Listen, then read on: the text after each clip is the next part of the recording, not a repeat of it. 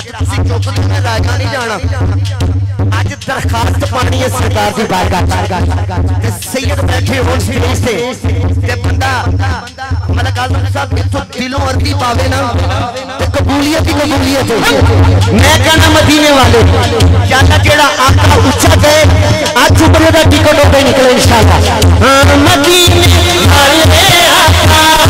मदीने वाले आका मदीने वाले आका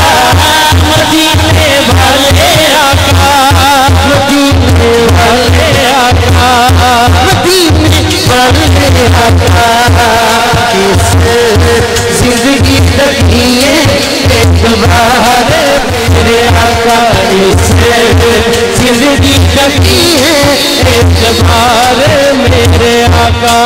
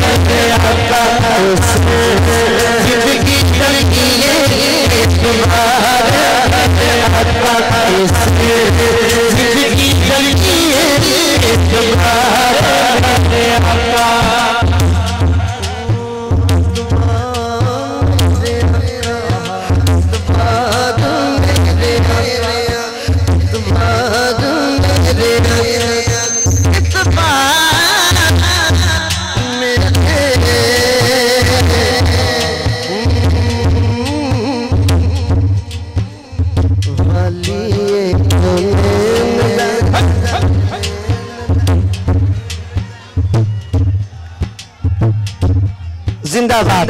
क्या बात है मैं कहना वाली को ते पूरे